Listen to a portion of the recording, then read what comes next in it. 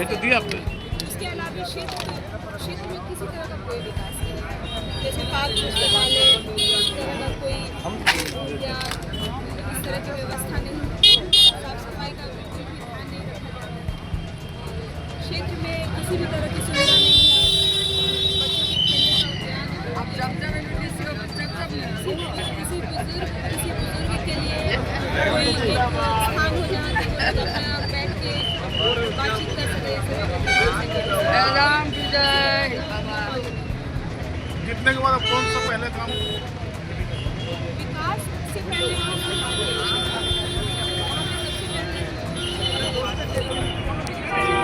जल की समस्या, जल संरक्षण बहुत सारा पानी नाली में आ जाता है, उसको संरक्षण करना होगा। उसके अलावा जो भी मेरे भाषण के अंतर्गत, भाषण कार्य के अंतर्गत आएगा, सारे कार्यों को हमें करना होगा। चाहे कोई योजना हो या किसी तरह का वहाँ पे कोई भवन का निर्माण है, किसी भी तरह की जो योजना पार्षद के अंतर्गत आगे किसना भी आपसे फिर कॉन्टेक्ट करते हैं पार्षद के कीजिएगा। तो जनता से मेरा यही निवेदन है कि इस बार आगे से विजयी बना जीत का परचम होली की जनता से तो आप उसे भेजे तो है आपका ये दीपक।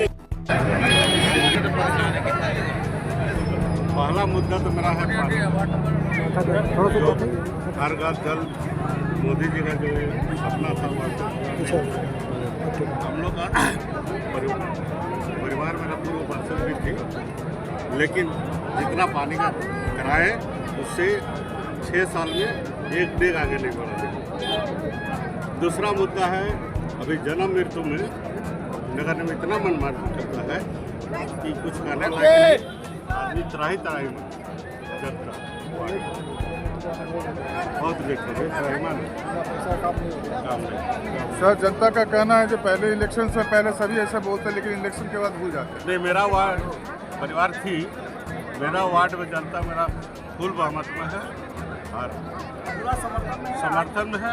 आज बहुत खुश है कि फिर से चुनाव हो रही है कि हम लोग काम कर सकते हैं।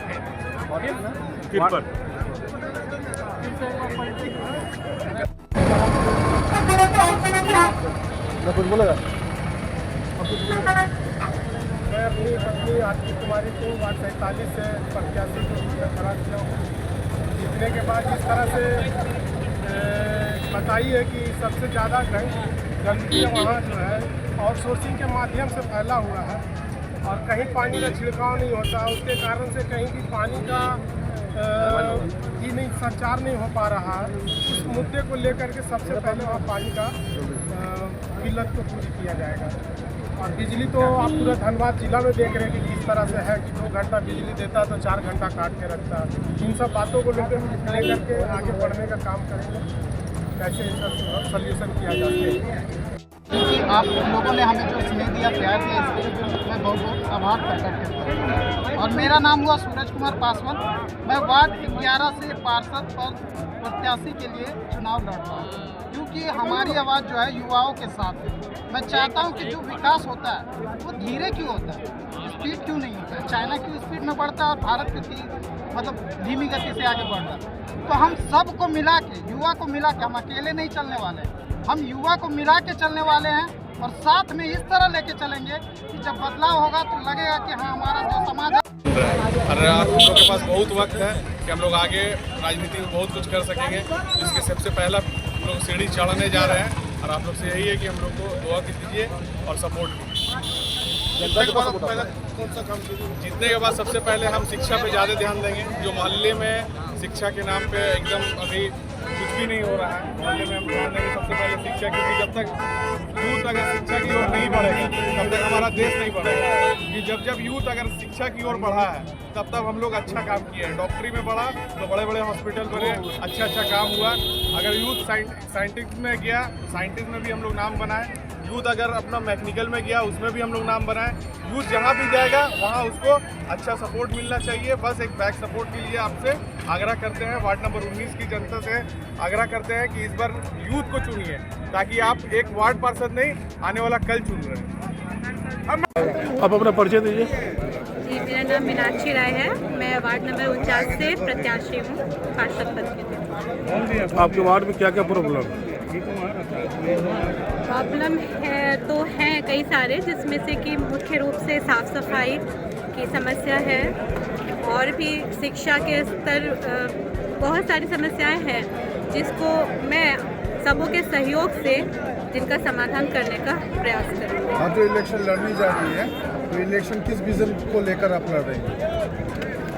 ये विज़न है कि हमारे क्षेत्र में जितने भी क्षेत्र में जितने भी लोग आते हैं बिना भेदभाव के सबों का विकास करना है, सबों के लिए करना है और सबके सहयोग से। जैसे कि आप देख रहे हैं अभी अंचल ऑफिस में कोई भी जाति बनाने के लिए जाता है, आधार बनाने के लिए जाता है तो बनता नहीं है। 10 बार उसका चप्पल घिस जाता है, उसके बाद भी नहीं बनता, लेकिन जब टेबल के नीचे से देता है भ्रष्टाचार तब उसका बनता है। इस पे आप क्या काम करें? आपने ये जो समस्या बताई ये बहुत पुरानी समस्या है और बहुत मतलब लाइलाज समस्या बन गई है और ये मेरा भी मुद्दा रहा है क्योंकि हम लोग भी काम करवाते रहे हैं आज तक, तो हमें भी ये समस्या का सामना करना पड़ा। तो ये मेरे लिए ये भी एक मुद्दा है जी। मैं जब आऊँगी तो ज़रूर इस पर काम करूँगी। बहुत बहुत धन्यवाद हमारे चैनल पर बात करने के लिए और आपको बहुत बहुत शुभकामनाएं।